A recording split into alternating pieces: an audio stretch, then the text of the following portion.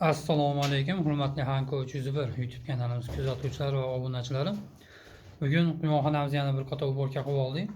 Odatda haftada bir kun payshanba yoki chorshanba kunini bizda uborka kuni qilib belgilab olganmiz. Odatda haftada bir kun quyon taylarni tozalab, bir qator quyonxonani tozalab, havo almashtirib boramiz. Shu fursatdan foydalanib bitta video lavha, ya'ni bitta video kontent ulashib qo'yishga harakat qilaman.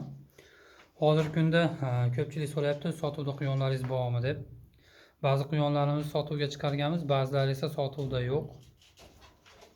Allohga shukr, quyonlarimiz sotuv yaxshi bo'lyapti. Sotuvga chiqargan quyonlarimiz 2 kun, 3 kun, uzoq 4 kun oralig'ida sotib, o'z egalariga dastavkalarini chiqarib yuboryapmiz, yetkazib beryapmiz. Hozirgi kunda ko'rishingiz mumkin, Leyla opadan olib kelgan quyonlarimiz 3 oylik bo'ldi, xudo xolasa. Jami 13 ta quyon olib kelganmiz. 6 ta samka, 6 ta 50 kunlik samka, 4 ta tayyor samkadan olganmiz. Jami 10 ta samka, 3 ta samiz olib kelganmiz. Bir qator ko'rsatib o'tadigan bo'lsak, ikkitadan qilib qo'yganmiz samka quyonlarimizni. O'ta chiroyli bomba holatda katta bo'lishyapti, ko'z tegmasdan yeb ichishlari yaxshi. Bu tomonda samesimiz. Bu safar samesimizni ishlatdik. O'tgangi videoda ko'rganlar bor edi, albatta. 4 ta quyonimizni qo'ydik. Endi albatta har bir narsada bir hikmat bor. Boriga shukr qilamiz. Albatta sabrli odam uzoqqa boradi deydi. Har narsa ham o'ziga yarasha qiyinchiligi, mashaqqati bor. Mana 1 yil bo'libdi, tajribamizga 1 yildan ortyapti. Quyonchilik bilan qiziqib, shug'ullanib kelayotganimizga. Lekin shunday ham bizda ham oz bo'lsa-da kamchiliklarimiz bor. Kamchiliklarimizni shu yillar davomida quyon bilan ishlash davomida olgan tajribalarimiz orqali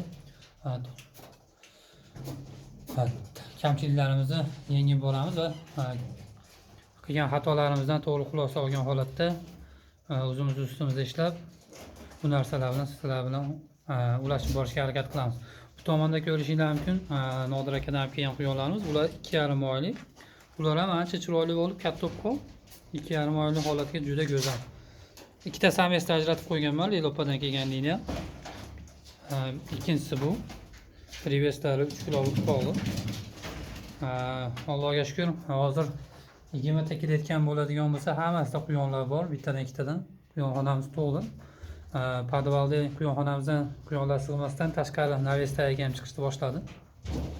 Bir qator ko'rsatib o'tadigan bo'lsak, odatda bu videomiz faqat quyonlarda obzori bo'ladi qisqacha. Xo'sh, bu sames quyonimizni eslab qolinglar, 4 oylik bo'ldi, o'zimizning liniya. Xudo xolasa veslari 3,5 kilo, 3 kiloga 400 chiqyapti. 4 oylik bo'ldi. Yana 1 oydan keyin bemalol ishlatsanglar bo'ladi.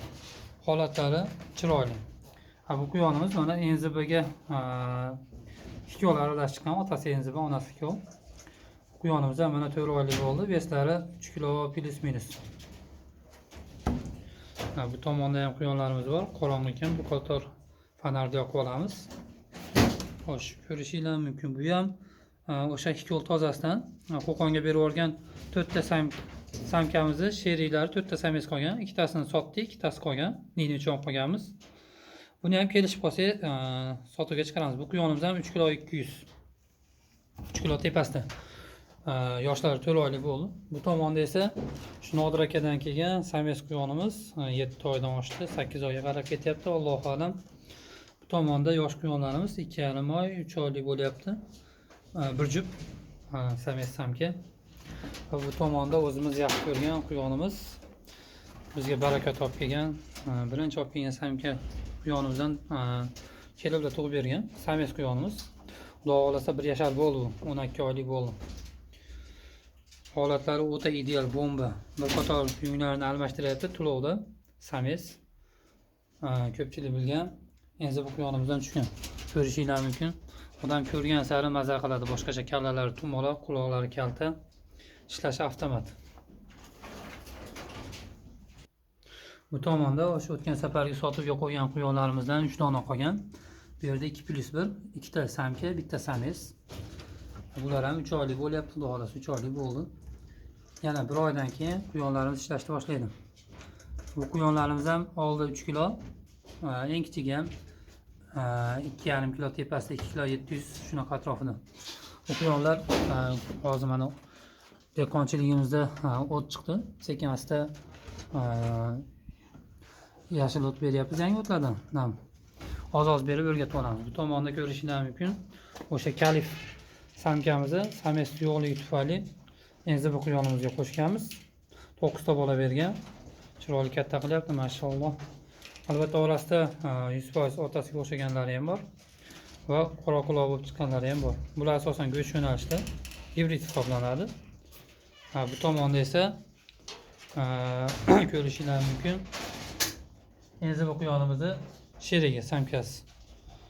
Bu ikkov quyonimiz 3-qoringa qo'shdi. Xudo xolasa 22-mart kuni qochirganmiz.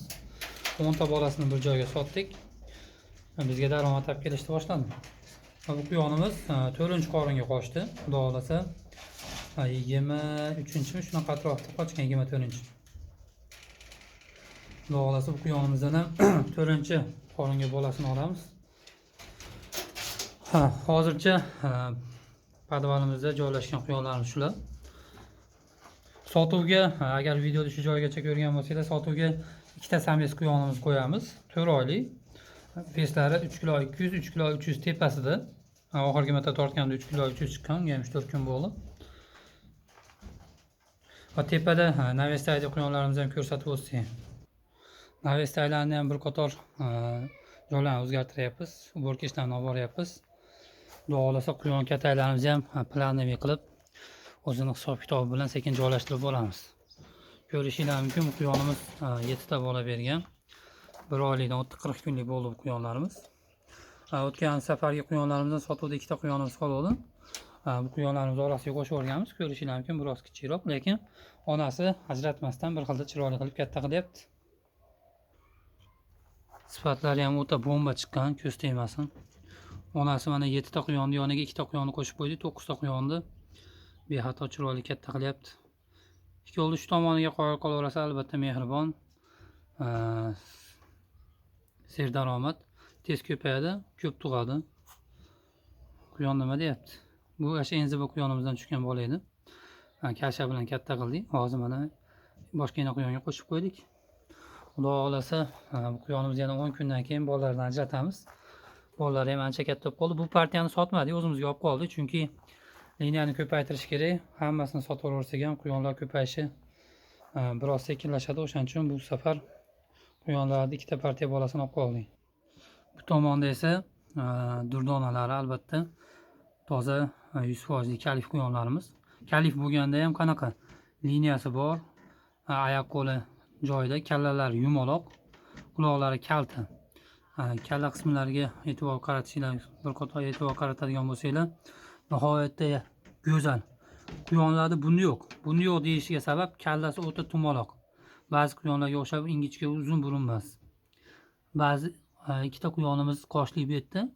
Pigmentlari, qoshlari ham sekin kelyapti. 3 oylikga yaqinlashib qoldi quyonlarimizdan. Xudo xolasa 3 oylik bo'ldi. Beslarni tortmadim, lekin bilaman 3 kilo atrofida quyonlar. Yotishiga nima deysizlar, buni baho beringlar. O'ta bomba.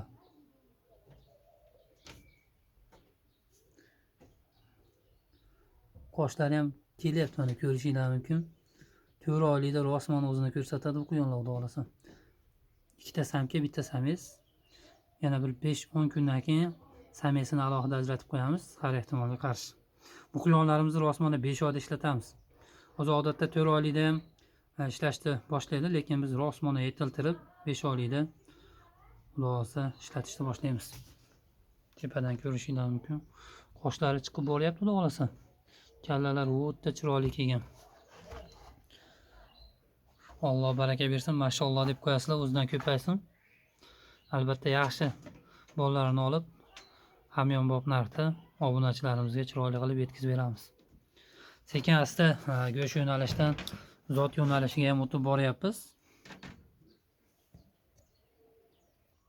Yana bitta ko'zni quvontiradigan narsani sizlarga ko'rsatib o'tadigan bo'lsam, daraxtlarga, o'tlarga rosmona amal kirdi. Kundan kunga o'tlar o'sib boryapti.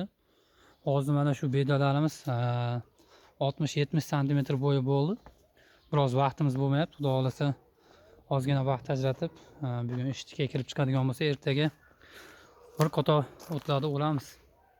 Xudo xohlasa quyonlarni oz shunaqa yangi chiqqan o'tlarga o'rgatib boramiz. Albatta oz bilan birdaniga ko'pgina bersak ham quyonlarni oshqozonida o'zgarish bo'lib yo'qotishga sababchi bo'ladi. Shuning uchun oz berib sekin asta o'tga o'tkazamiz quyonlarni.